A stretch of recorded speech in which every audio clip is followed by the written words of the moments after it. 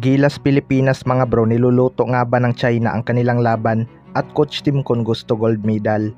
Yan mga bro, pagkatapos mong i-like ang ating video, mag-subscribe na rin kung bago ka pa lang sa ating channel at i-click ang notification bell para lagi kang updated sa ating mga sports balita.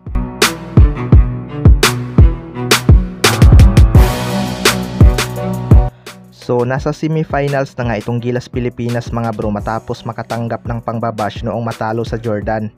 Mas naging madali nga para sa Gilas Pilipinas ang kanilang pagpasok sa semifinals dahil hindi naman ganun kalalakas ang kanilang mga nakakalaban. Nilampaso lang naman nila ang Qatar at Iran. Although muntik pa tayong masilat ng Iran pero naging malaking faktor talaga sa paghabol ng Iran ang mga non-call ng referee kaya namimihasa ang Iran sa kanilang pamimisikal. Pero mabuti na lang talaga at malaki ang lamang ng Gilas Pilipinas na hinabol ng Iran kaya nakasurvive pa rin sila pero 1 point lead lang. Kung nabutasan ang kanilang depensa sa last shot ng Iran, lago talaga ang Gilas Pilipinas. Gusto nga ni Coach Tim Con makuha ang gold medal ngayong Asian Games mga bro.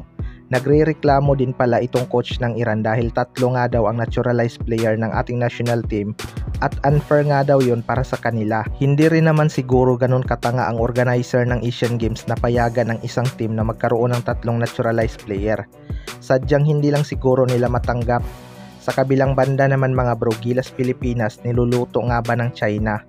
Matapos ngang tambakan ng Gilas Pilipinas ang China sa World Cup mga bro, aminado nga itong kanilang coach na malaki na talaga ang improvement ng Gilas Pilipinas. Kaya isa sa kanilang mga iniiwasan makalaban ay itong Gilas Pilipinas. Kaya kontra Iran ay muntik ng malaglag ang Gilas Pilipinas dahil sa mga non-call ng referee.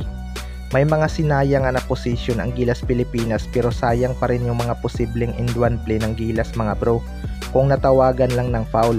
Kaya maraming ang nagsasabi na niluluto daw ng China ang laro ng Gilas upang hindi sila mahirapan makapasok ng finals. Pero hito na nga mga bro at kasado na ang kanilang laban sa semifinals.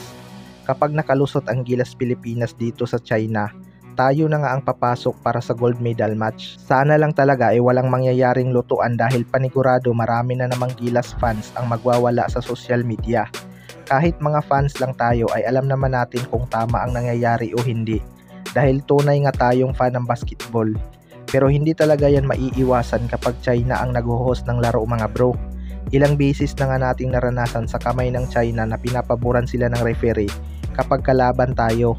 Kaya sana ay maganda pa rin ang magiging opinsa ng Gilas Pilipinas at tambakan ulit ang China upang makalusot tayo sa semifinals na to.